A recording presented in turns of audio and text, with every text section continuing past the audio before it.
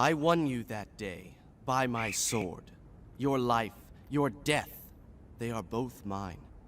If you wish to be free of me, the rules have not changed. It is as it was before. Draw your sword and take your freedom from me. Griffith, please! Would you settle for a smile and a fond farewell? So be it.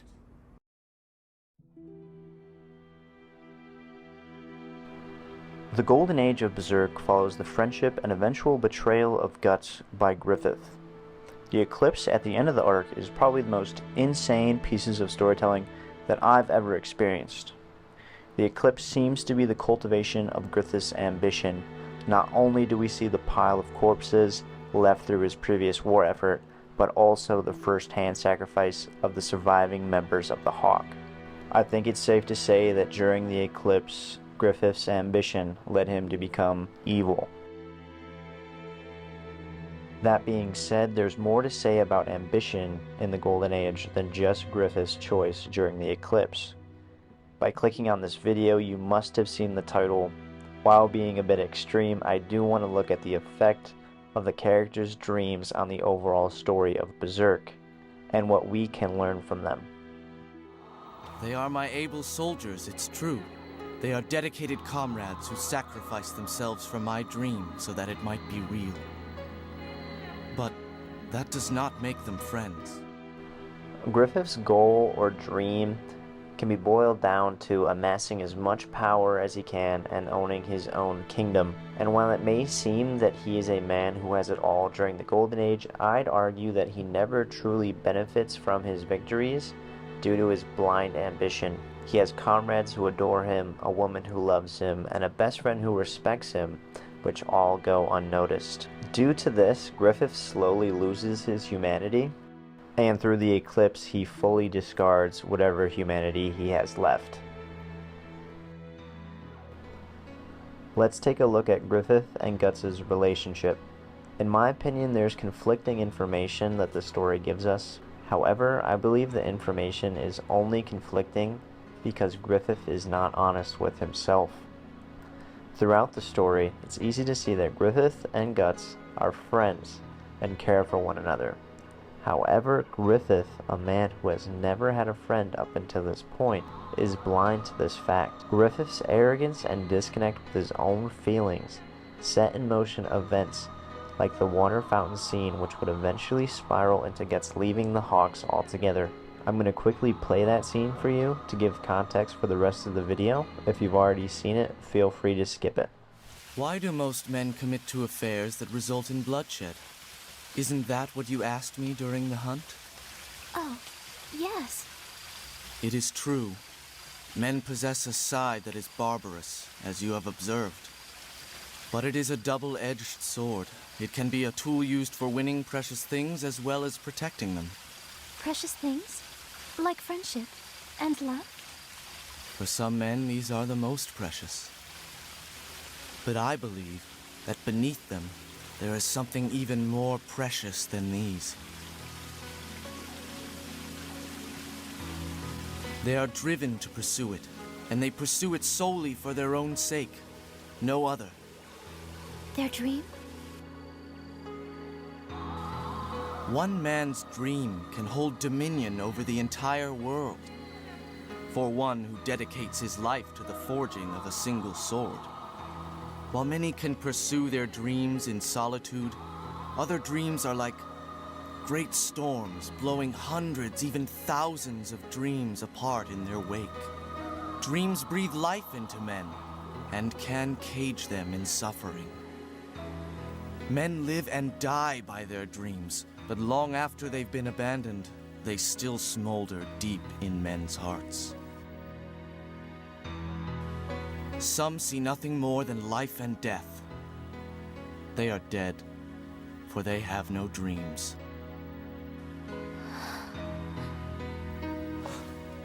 I'm sorry, I seem to have gotten carried away. I hope that I haven't bored you, Princess. Oh, not at all. I've never spoken like this to anyone, least of all a gentleman. When I first saw you, I thought you'd be no different from any other member of the aristocracy. You're so young, though you've seen so much. But when you taught me to play on a reed at the hunt, you seemed innocent, like a child. And now, it's as though you were a philosopher, the way you've shared your thoughts with me here. You are amazing.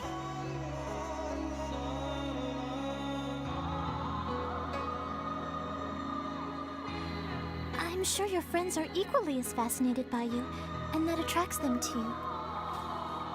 They are my able soldiers, it's true. They are dedicated comrades who sacrifice themselves for my dream so that it might be real. But that does not make them friends. In my mind, a true friend never relies on another's dream. The man who would be my friend must have his own reason for living, beyond me. And he should put his heart and soul into protecting his dream. He should never hesitate to defend it, even against me. For me to call a man my friend, he must be equal to me in all respects.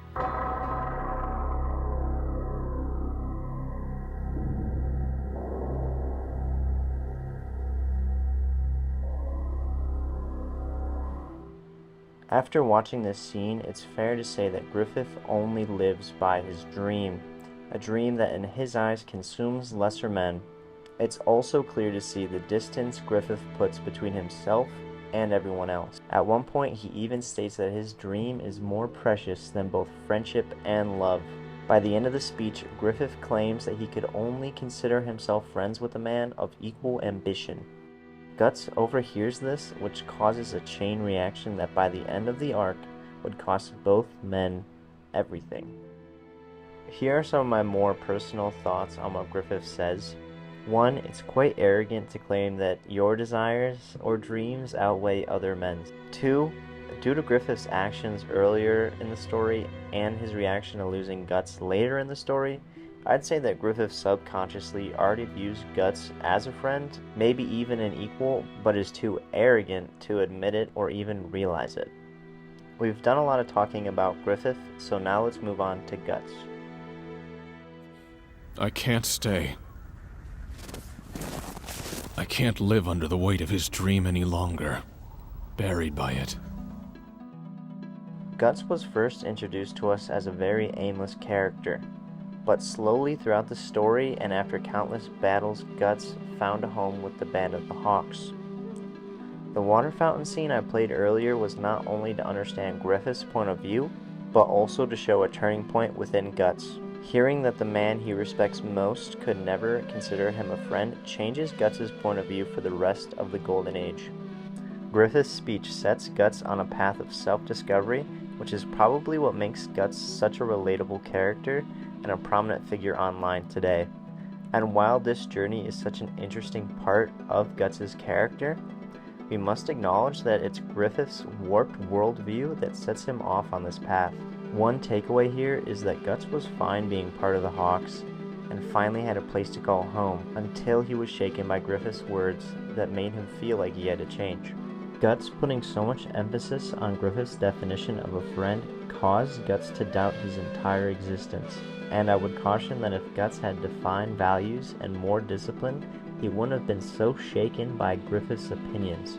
This is what made me think to make the video in the first place.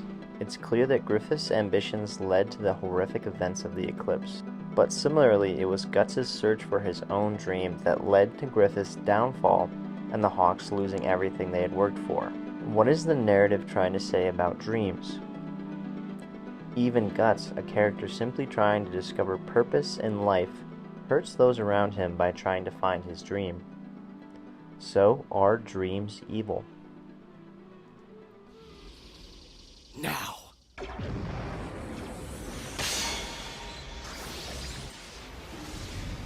Well, to be completely honest, I think the answer is no. But there are some clear narrative warnings in the Golden Age about dreams and dream chasing. Firstly, I think it's clear that both Guts and Griffith at different times in the story lose sight of those around them trying to chase their dreams. Griffith was so focused on his dream that he never got to have a connection with anyone in the Band of the Hawks besides Guts, which he eventually ruins through his own arrogance, leading to him getting tortured and basically becoming a vegetable. Then the only way he's able to get out of that state is by making the most horrific choice in storytelling.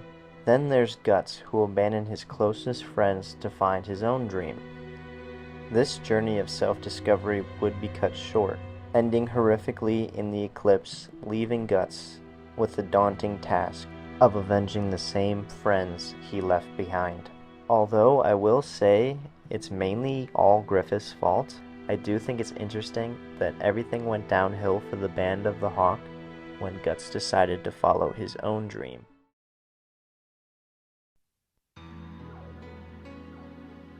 Alright, so the main point that I'm trying to get at here is that it's not evil to follow your dreams, but the pitfall that both Guts and Griffith fall into is that they try to do it alone, abandoning the friends that they've made along the way.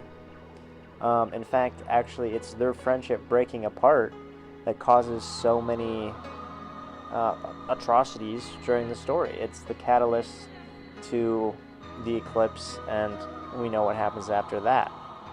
Another thing that I think is interesting is we see Griffith abandon his friends towards the end of his dream. Like, he gets all the power, he gets his wings as he's sacrificing his friends, whereas Guts doesn't even have a dream yet. He's just trying to look for himself, and that's when he decides to leave his friends. So we got kind of the beginning and the end of this like dream search. And again, I don't think it's evil to follow your dreams. That was never going to be the conclusion. I think the conclusion is the people that are around you are important. And no matter how big or small your dream is, dreams are meant to be shared with other people.